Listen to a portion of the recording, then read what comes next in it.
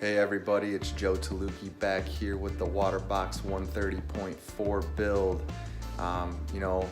In my roadie video, I talked about my innovative Marine Nuvo Fusion 20. There she is behind me. I have an AI Prime HD on it. She's running, it looks great. But like I said, I wanted to go with something bigger. But I did want to talk to you a little bit about what I'm going to do here starting tomorrow. I'm bringing my tank up to temperature. It is roughly at 76 degrees. My target temp is 78. And then what I'm gonna do is I'm gonna start the cycle process. It's going to be a process that does not involve fish. I want to be humane about it. There's going to be 3 products I'm essentially going to use, and one of those products is the Brightwell Aquatics Microbacter 7.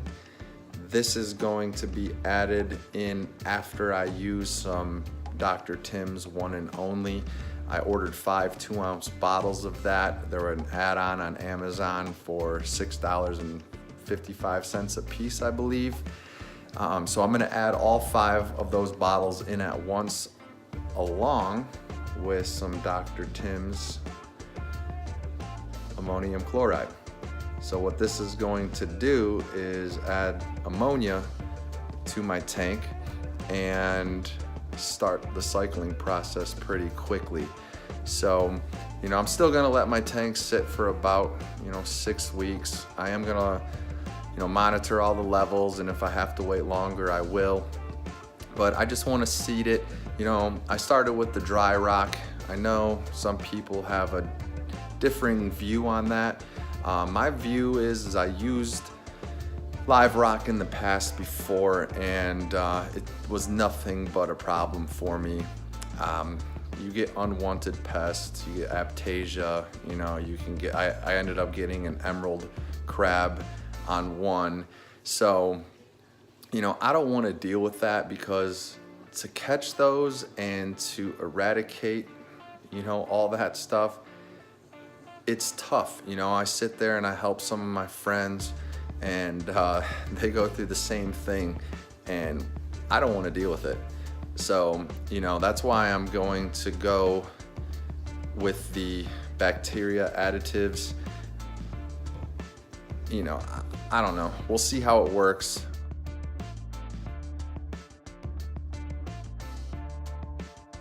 Hey everybody, this is Joe again. It is March 13th, 2019, and I just received my Dr. Tims Aquatics One and Only Nitrifying Bacteria in a bottle. It is a 2-ounce bottle, and each bottle treats up to 30 gallons. So I ended up purchasing 5 of these. These were supposed to come here yesterday, but there was a shipping delay. And so what I did, I was so eager to get my cycle going in my tank that I ended up dosing the ammonium chloride by Dr. Tims Aquatics as well. And I just added the Microbacter 7 to it at the recommended dosage. I believe it's 5 milliliters per 25 gallons. So, I know I said I was going to use this at first and then use the Microbacter 7 in between, but I'm doing it a little backwards. But I'm gonna go downstairs right now and add this. My tank is listed at 130 gallons. My display's at about 96 gallons, and the sump's about 30, so it's just under 130 gallons. And with all of the substrate and dry rock that I put in there, I definitely have less than 130 gallons of water in the system. But the best part about nitrifying bacteria or beneficial bacteria is overdosing this stuff is not going to hurt your tank. So the one thing I do want to mention is the Dr. Tims Aquatics ammonium chloride. On their website and on the bottle, it's basically saying just do not go past 5 parts per million with your ammonia levels. So right now, I did a test this morning. I'm at about 2 parts per million, which is the recommended level of ammonia. So what I'm gonna do is I'm gonna go downstairs and I'm gonna throw all 5 bottles in. So good luck with your cycle. Please like my channel, subscribe to my channel. I really appreciate it. There will be more to come. I did order my Nio skimmer, the Platinum 160, that's coming. And I also ordered some somatic media reactors. I ordered 2 of them. They were on sale from 50 bucks a piece to $42.97 at bulkreefsupply.com. So those are coming, and the nice part about those is you can either put them in the sump or you can hang them, either off your sump or hang them with them just, in the water in your sump. So that's what I'm gonna be doing. I'm gonna put them in the back area of my sump and run a 1/2-inch vinyl tubing to them. And I'm not gonna run any carbon during the cycle at all because I don't want it to strip it from, any beneficial bacteria or ammonia. I just wanna let it do its thing. But I think I'm going to run some GFO just to keep phosphate levels, out of there. There's inorganic and organic levels of phosphate, and the GFO is really going to help with the inorganic stuff. The skimmer is really meant to take all the organics out, and it's going to take out the organic phosphates.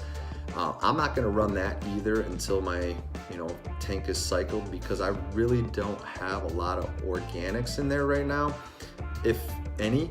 So that's what I'm gonna do. And once I get those, I'll be creating some videos on there.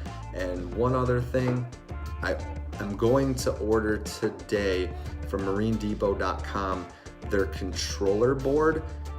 They have 2 models. They have the standard, and then they have like a deluxe version or an advanced version. I can't remember what it's called. And I think I'm gonna order the advanced version because it comes with like 2 shelves instead of 1. And I'm gonna just put it in the left side of the Waterbox 130.4. And it is, I believe, 16.25 inches wide. So it's not gonna fit like in the back. I'm gonna have to mount it to the side. And so I'll let you know how that goes too, but I just want a clean area. I'm a huge cable management person. I don't like to see all my cables messed up, and we'll go through that as well once I get it. So thanks a lot for listening. Like and subscribe. Thank you. Hey everybody, it's Joe back.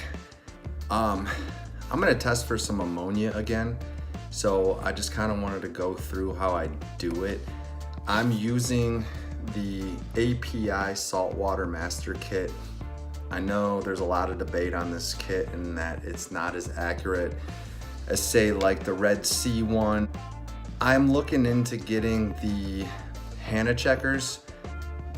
They're just expensive, and then you have to buy your reagent with it, but it does give you a digital readout, and they're definitely a lot more accurate.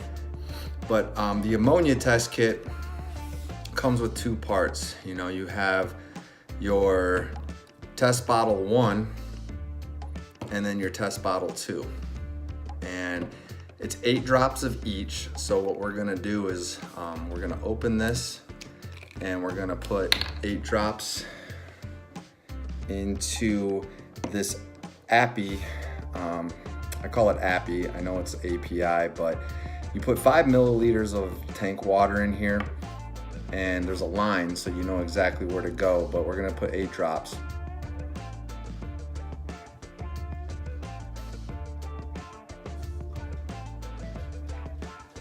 And then what we're gonna do is we're gonna cap it. There's my cat, and then you just saw my dog in the background. Give it a little shake. Get that first set of mixture in there. And then what we're gonna do is we're gonna add bottle 2, and it's the same thing. We're gonna do 8 drops.